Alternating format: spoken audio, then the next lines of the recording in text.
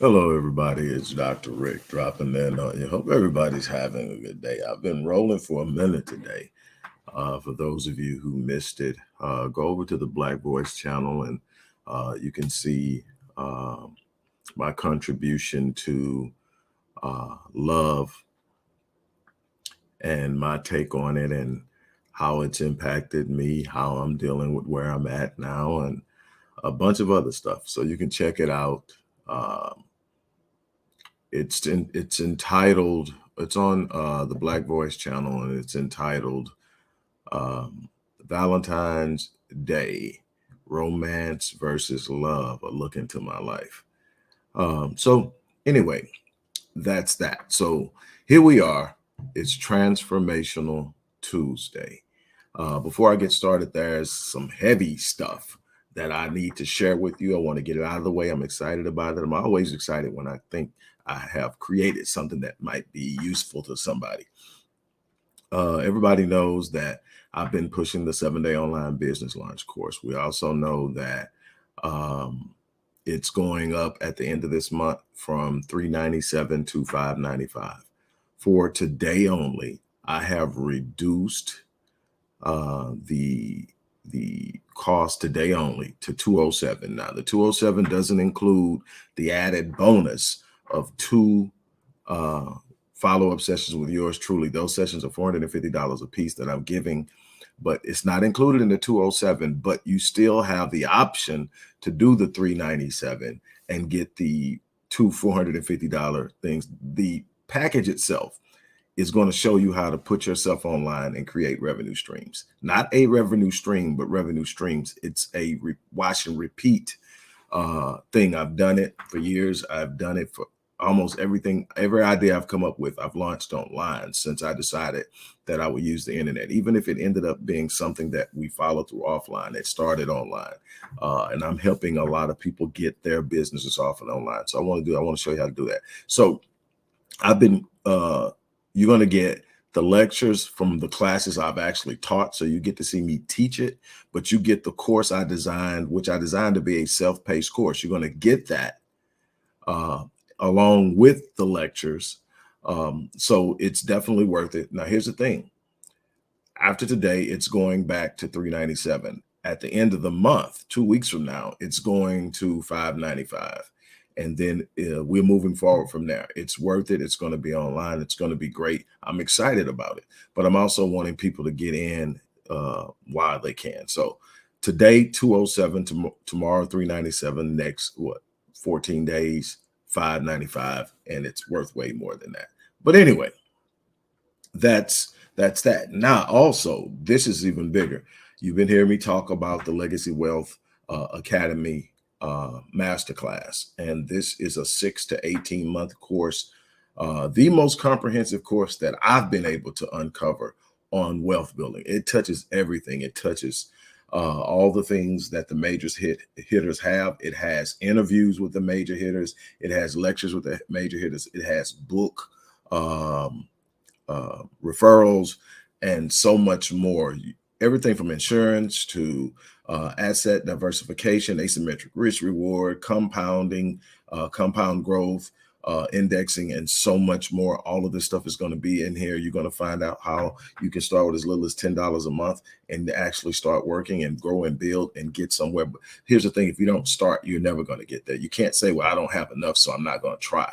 You're going to have to start somewhere. What I can tell you is some of the best accomplishments I've made, I started at the ground level. And it looks so minuscule, so mediocre in the way I think. I think grand. And to look at where I was starting, it was like, oh, no.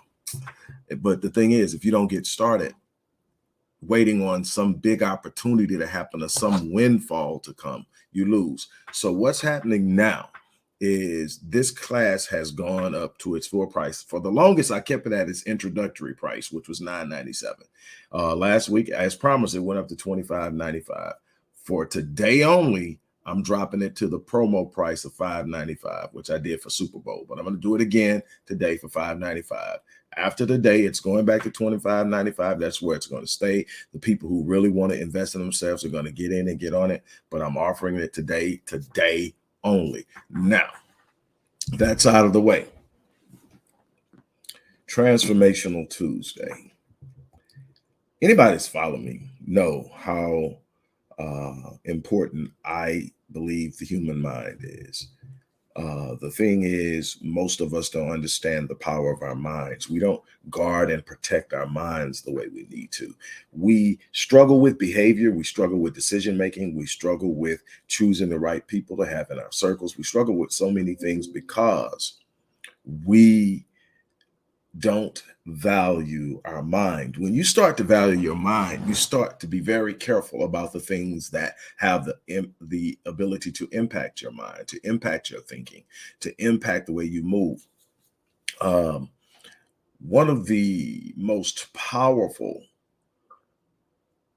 passages of scripture that I literally look at because I connect it with modern psychology.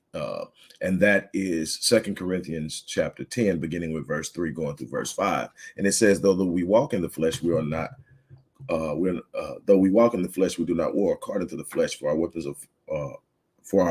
are not carnal, but mighty in God for pulling down strongholds. And then it gets real interesting. It says, casting down arguments and every high thing that exalts itself against the knowledge of God, bringing every thought into captivity into the obedience of Christ. It says, though we walk in the flesh, we do not war according to the flesh, for the weapons of our warfare are not carnal, but they are mighty in God. Now, take the religiosity out of it and understand the power of the divine creator of this universe, and that the breaking through of bounds and boundaries and walls and everything that's standing against you starts in the mind. It says, casting down arguments, ideas, presentations, words spoken, casting down arguments and every high thing that exalts itself against the knowledge of God. So what's the knowledge of God is this thing that you were created for greatness, that in every searching of God is the explanation that his creation was designed for greatness, to be a representation of God. So if you were designed to be a representation of God, you were never designed to be mediocre. You were never designed to be average. You were never designed to be just existing. You were never designed to be surviving. Now, what happens is, as the design is thwarted, as you move further and further away from the order of the design, as you move further and further away from the natural order of the design, it becomes more thwarted. It becomes more frustrated. You become less effective. You become less powerful. You become easier manipulated. You become lost in your thinking, and you look up and you're nowhere close to what your purpose is. But here's the beauty of it. You can discover your purpose by managing what you engage, managing your mind, casting down arguments and every high thing that exalts itself against the knowledge of God. If I'm speaking in modern terms and talking about the subconscious mind, I'm saying guard your gates. Same thing. I'm saying be careful of what you consume, what you allow to come into your gates. What you allow to come into your gates is going to be a mechanism of programming your subconscious. Whatever your subconscious is programmed to do, it will produce. It controls 96% of your behavior. You're not going to have something moving in your subconscious in a consistent flow and then be consistently operating opposite of that idea in your real life. It doesn't happen. 96% of what you think about it. One of the things I like to use is the drive home. The drive home you make every day. How many times have you gotten in your car, took off, and got to your destination home and can't remember the last 10 to 15 minutes of the drive? You go, did I run that red light? Did I stop at the stop sign? And the truth is, you didn't run the red light. You stopped at the stop sign. Your subconscious has done it so many times. It knows it. It's taken over. You're on the phone. You're daydreaming. You're thinking and worried about what you're going to do when you get home. If you're a man, you're worrying about what baby's got waiting on you, what you're going to have to do, your honeydews. If you're a woman, you're worrying about what I'm going to do, what these kids talking about when I get home. You're worrying about what the boss said at work. You're worrying about all these things. You're on the telephone in a deep discussion about something, and you look up and you're at home. Your subconscious did that. Your subconscious not only controls your behavior, but also your decision making. Most of the decisions you make throughout the day are made on a subconscious level. They aren't given real serious thought. They are naturally done based off of the constructs and the paradigms that are shaped inside of the subconscious. So then what must you do? You must conquer your mind. If you're ever going to achieve greatness, if you're ever going to reach a level of transformation, if you're ever going to do something exceptional and extraordinary and phenomenal in your life, you're going to have to conquer your mind. You're going to have to conquer your mind. You're going to have to remove all the limiting beliefs. You're going to have to remove all the ideas and thoughts that are opposed to the things that you want to do in this life. You're going to have to move in a way that allows you to stand up and become and be what it is that you want to be. You're going to have to conquer your mind. You're going to have to master your mind. You're going to have to literally go inside of your mind, pull out all of the negative thinking, all of the negative self-talk, all of the limiting ideas and beliefs, all the things that say you can't do it, all the things that said you're not worthy of it, all the things that says this is all it'll ever be for you, all the things that says that poverty is your lot in life. You're going to have to pull out all that stuff and you're going to have to replace it with positive things. You're going to do it and do it until you reprogram it. Now, here's the beauty of it. Once you conquer your mind, once you reprogram in your mind, then you need to set it free. You need to unleash it. Why? Because the mind's going to go out and find the opportunities. The mind unleashed with a positive force behind it is going to go out and find the way that you can't see sitting in front of you. The mind is going to go out and discover the opportunities that are there for you to excel.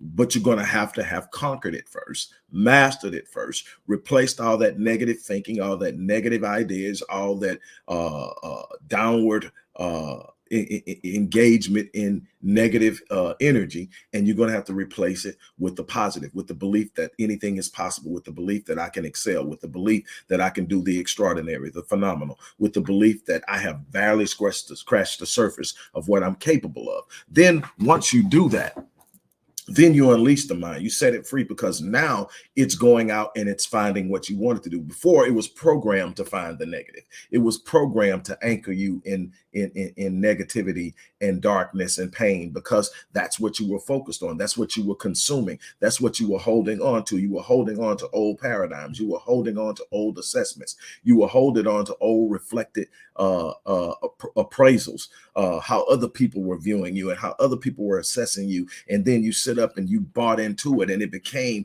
the construct of your personal paradigm about how you function in this world. And then you had to go in and you have to reconstruct it. You have to break it. No, I'm not limited. No, I'm not intellectually inferior. No, I'm not intellectually challenged. No, I'm not locked into poverty for the rest of my life. No, I am not restrained and constricted to the constructs of a social paradigm that says this is the only way that I can get on. This is the only way that I can make it. This is the only way that I can stand up. No, I can do anything. And there are a million ways to do the one thing that I want to do. And just because I can't do it in the conventional vein of how it's always been done doesn't mean that I can't do it. I can literally construct in my mind and imagination a new way to do it. I can stand up, I can walk out, I can be anything that I set my mind to if I'm consistently engaged and committed to it.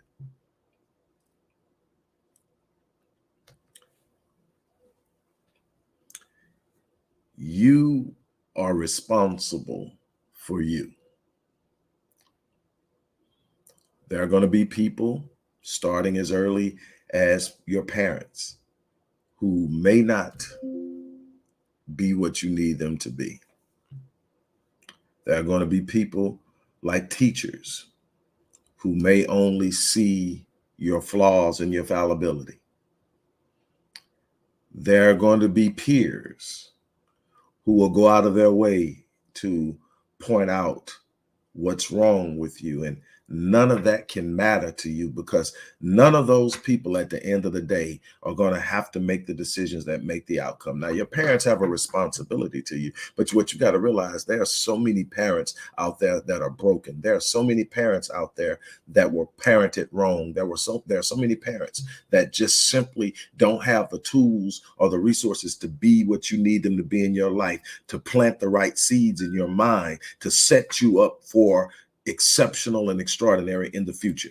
But you can't wait on, you can't lay everything and rest everything on what your parents didn't do or what your parents did wrong. You can't sit up and lay and rest everything on what didn't work. What you got to do is sit up and say, okay, this hasn't worked for me. This is what's been said. I'm going to examine some things. How many of these beliefs that I hold that lock me into a mediocre existence are really true? How many of these beliefs that lock me into a mediocre existence are actually true? How many of them are things that people said and I just accepted because those people were in a position of authority? My teacher, my preacher, my mom, my dad, my auntie, my grandparents.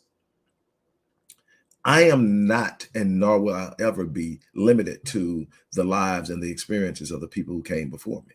I can learn from them, I can examine, I can gain wisdom from them, but I can also learn what not to do. I can also learn what they haven't done that I can do. I can also challenge myself in ways that they may have never thought.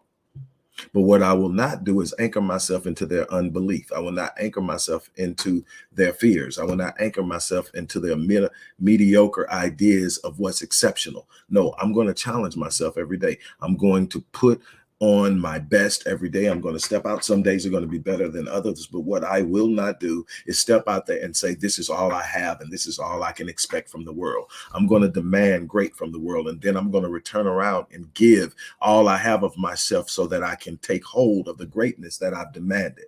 And that's what you've got to do. You're going to have to conquer it. Casting down arguments and every high thing that exalts itself against the knowledge of God, bringing every thought into captivity to the obedience of Christ, bringing every thought. That means that there are 70,000 on any given day, 70,000 thoughts moving through your subconscious that you're not even aware of. But they're stirring up ideas and thoughts that rise to the top and become ideas and things. That's why some days you're sitting up and you're in a good mood and all of a sudden you're not. Something that was moving around and stirring down that came to the surface. And before you know it, it took over your mood. It took over your personal state, your mental state, and it robbed you of where you were. And the thing is, you can do it the other way around. You can constantly feed. You can choose from the thoughts that are going through. You can accept what you're going to receive and you can reject what you don't want. You can start to manage and conquer the mindset at a level people never thought possible. And the more you manage it, the more you conquer, the more you meditate, the more you pray, the more you sit up and say, this is my mindset. This is what's important to me. This is what I will accept. This is what I won't accept. Guess what happens? The subconscious starts programming itself for you. It starts to say, he doesn't like that. So we're not even going to deal with that. The subconscious will say, we don't talk like that. So we're not going to accept that. If the subconscious will start identifying what's negative and pushing it away. That's the power of the mind. That's what God gave us. God gave us a mind that's so powerful that when we utilize it to think of things that have never happened in our lives, we can literally convince our minds and our brain that it's happened. We can convince our body on a cellular level that we've experienced something we've never experienced. This is how we heal ourselves when we are truly in the right frame of mind. This is how we speak things that are not and they as though they were and they become, because we have the power to create things that don't exist in our mind. If you can conceive it in your mind, it's God's evidence that it's possible. The thing is, are you willing to step into it? Are you willing to walk into it? Are you willing to live it? Are you willing to come out of what was old and walk into what was new? What is new? Are you willing to challenge yourself to be the best version of yourself each and every day so that each and every day you're a little bit better than the day before? You look up a year from now, a year and a half from now, and the person you see, you don't even recognize. Why? Because you stepped into the phenomenal. You casted down the arguments of mediocrity. You casted down the arguments of poverty. You casted down the arguments of minuscule existence and constant suffering. You've decided that that's not the life you're going to live. You decided that even in the darkness of certain circumstances, you were going to rise above the pain and become something that was important, something that was powerful, something that was remarkable, something that people could be blessed by. Even in the darkness, people are going to see your light shine because you decided that you weren't going to receive what destroys. You were going to challenge and seize what builds, what edifies, what empowers, what inspires. It's up to you. You're choosing every day how you're programming your mind by what you allow into your gates. What you allow. Now, sometimes it sneaks up on you, but you got to be willing to even say it. The old folks used to say it like this: when something they heard something that they didn't want to apply to their life, they say, I rebuke that. That was the way of saying I'm casting down that argument towards my life. I'm bringing my thoughts in captivity. I'm refusing to accept that. I'm not just going to sit back and passively be offended by it. I'm going to aggressively cast it down.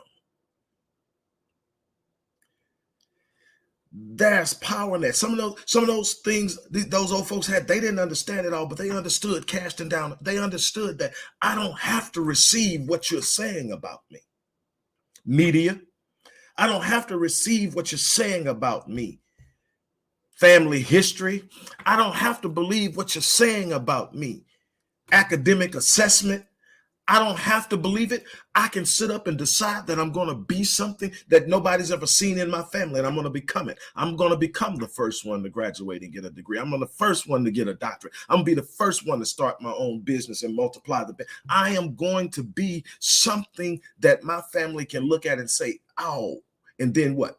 Now I can reach back and touch and heal and lift, because it's never really truly about me.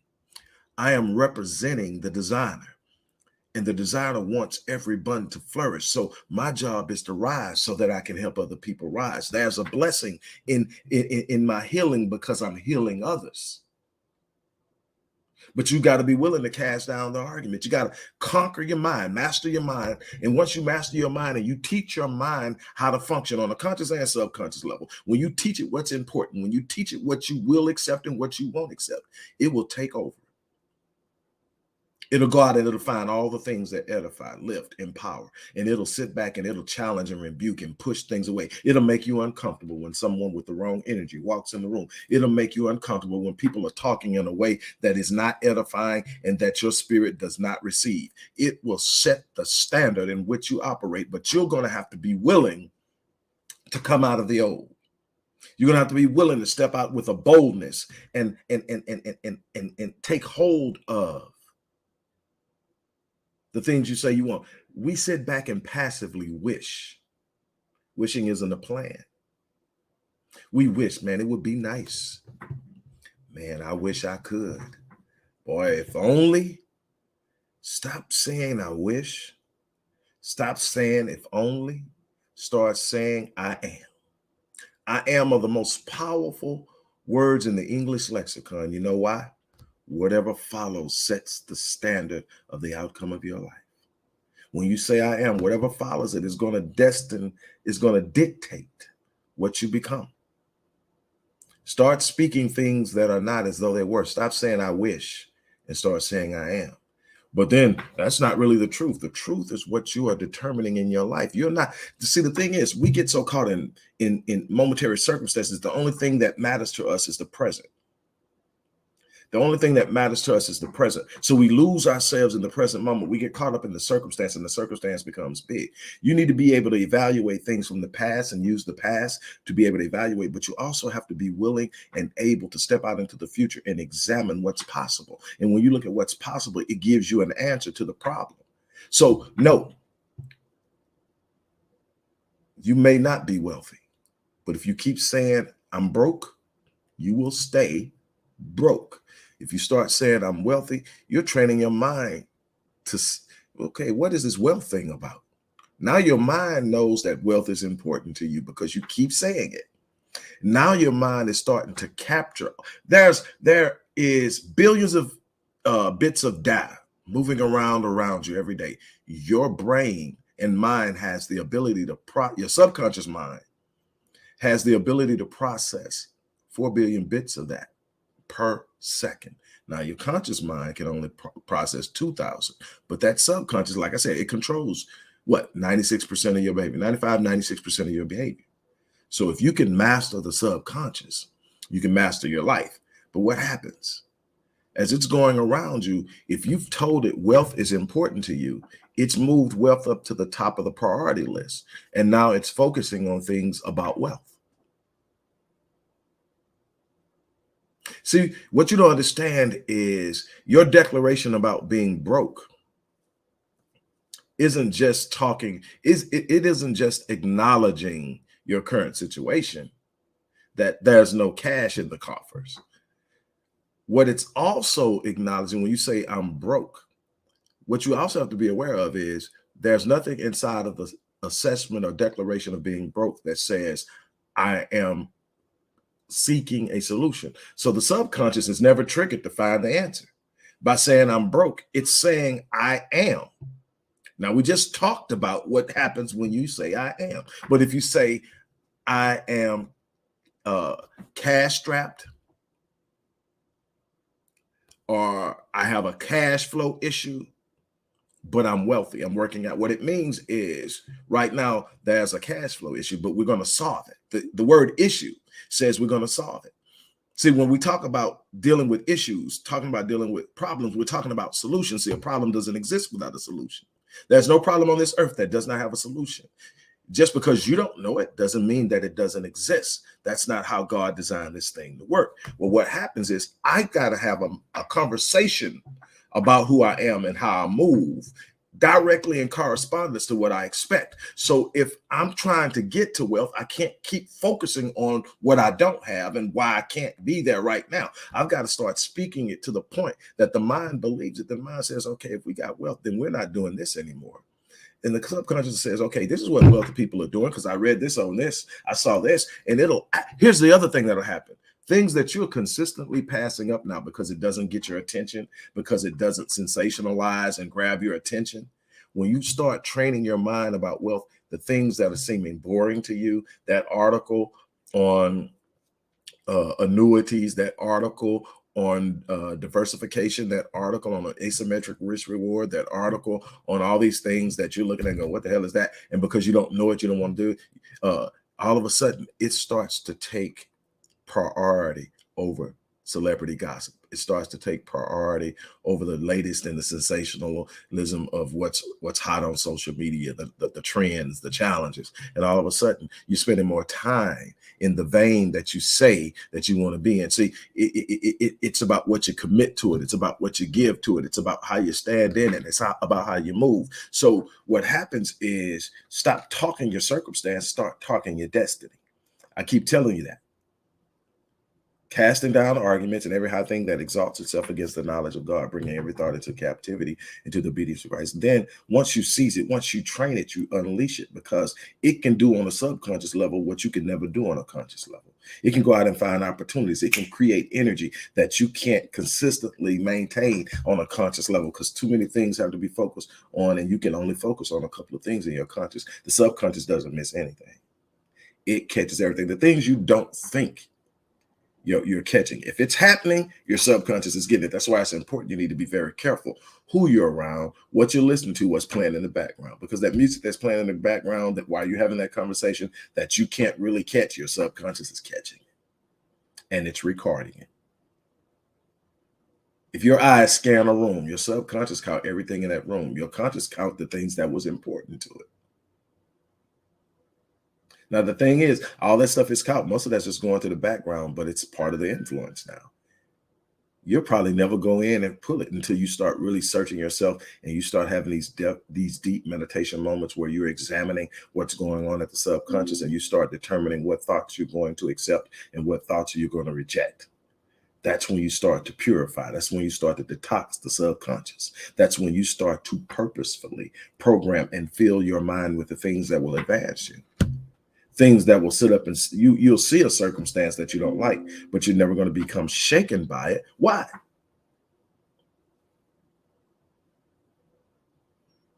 You're never going to become shaken by it. Why?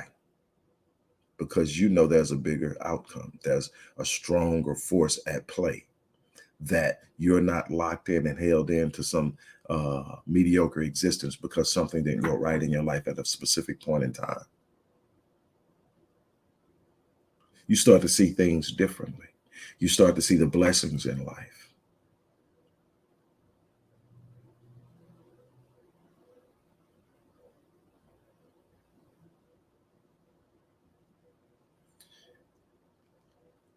I'm going to give you an example. This is a personal example. I don't know if my little sister is still on here. I know she checked in a minute ago. But one of the biggest issues I had, this is about my sister Shannon. This is one of the biggest issues I had as a child and a young man, is that I never knew my dad. When I tell you I never knew my dad, I never knew him. I never met him. But I had this big dream my whole life until I was 14 when he passed, that eventually we were going to come together and we were going to have this awesome father-son relationship. And he died.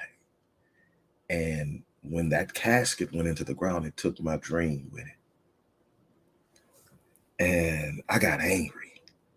I got angry. I was mad at the world because that had happened.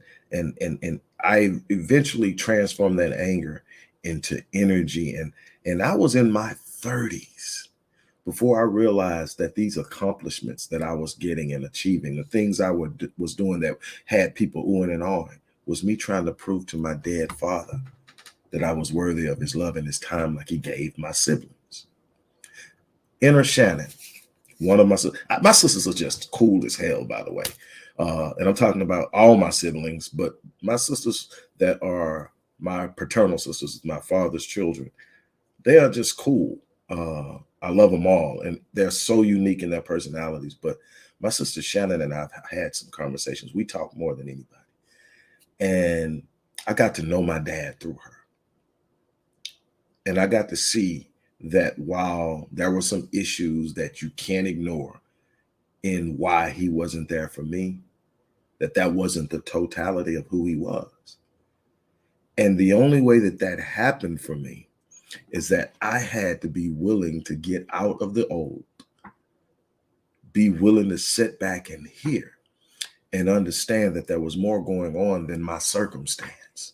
And the moment that I was willing to do that, my sister and I had these conversations, and I got to know things about my family, my paternal family that I didn't know. And it just opened up and it gave me a greater appreciation, number one, for my journey, number two, for their journey, number three, for what my father did. And I wrote my first book, The Invisible Father, Reversing the Curse of a Fatherless Generation. But I didn't write it from a point of hatred. There's no animosity in that book towards him. Why? Because I was willing to conquer my mind so that I didn't kill myself with bitterness, with anger, with hatred, with rage. There's even a development of love for the man, even though I didn't meet him. And I can't explain it totally, but I understand it's about what we view, how we view it, how we live. This thing gets big. You are where you're at because you are accepting what's being presented to you as your final reality. You're going to have to make up in your mind and say to yourself, no, this is not the only thing that can happen in my life. I am not going to accept poverty as my lot in life. I have the right to stand up and build wealth like anybody else. My path will be different. My path may not be as easy as the next person's, but my path is sure. If I stand up every day, if I work on the things that matter to me, if I'm consistent in my behavior, consistent in my thinking, consistent in my movement, there's no force on earth that can stop me. Now, I've got to put down this need for instantaneous results. I've got to put down this urge to get it all right now, or it's not meant. We put things down too quickly.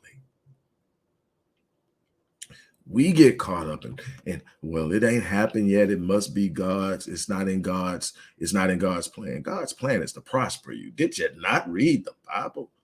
To give you a future, to give you a hope, to prosper you. God will not withhold any good thing. The thing is, some of the things you want, you got to work for.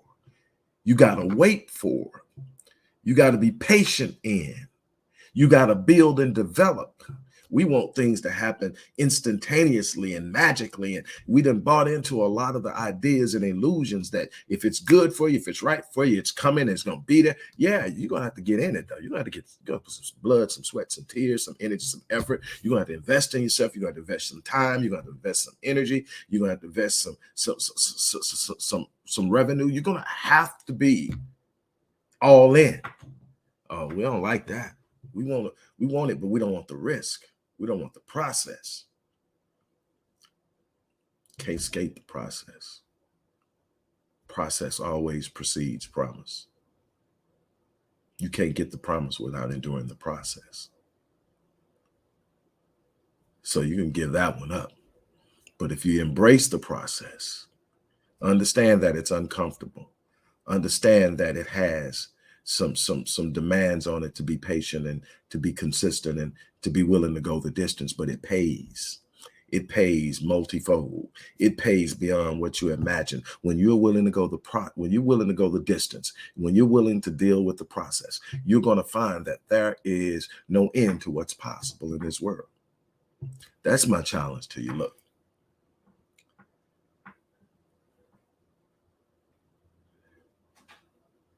you can do anything you set your mind to, but you got to shake free of the limiting beliefs that are anchoring you into your current state. You got to be willing to take an interest. I mean, if you can't run, walk. If you can't walk, crawl, belly roll, whatever you got to do. But what you can't do is give up. So that's my challenge to you. And on that note, look, I'm gonna get out of here. Like I said at the beginning of this thing, there are 2 offers in here. They're only for today. Both of them are remarkable. The first one is the 7-day online business launch that has been $397, is now $207. But it's minus the $450 sessions that came with the other. But it's exactly what was supposed to be for $397. I threw the bonus in to get people to come work with me. But the 207, you're going to get the complete package with all the video lectures and everything. Or you can pay the $397. I got both links in there. You can pay the $397 and you can what am I trying to say? You pay the $397 and you can get the 2 extras. Also, today only, the $2,595 Legacy Wealth Academy 6 to 18 month course in wealth building is $595. That's today only, and it's going back up to $20. I kept it at the introductory price of $997 for a year, and then we had to move it up because we got to recoup the cost of building out this program. This is years of research. This is years of interviews. This is years of challenging, and all of it is going to be available to you online. It's a resource like no resource. I haven't found anything like it. I'm not just saying that because I'm the creator. I'm saying that because I spent years researching it, and there's nothing. There are a bunch of great things with different parts of it. I put it all in there because I want you to have an access in so many different directions. It's so replete that you can take 10 to 15% of this and apply it, and your life is going to change. The more of it you apply, the more rapid and the more emphatically your life is going to change. This thing is something that, and I'm not giving you nothing that I'm not practicing.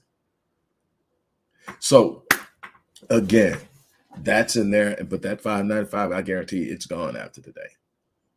And if you have any questions or something's wrong with the links, email me. There's all kinds of crazy stuff going on with my emails today. Email me at Rick Wallace, PhD. No. Email me at Rick Wallace at Odyssey Media Group. Odyssey-mediagroup.com. So Rick Wallace at Odyssey-Media Group. And I'll get you whatever information you need. And hopefully by the end of the day, all these email issues and server issues that I have going on will be straightened out, trying to get it done. Anyway, don't miss this opportunity though. On that note, I'm out of here.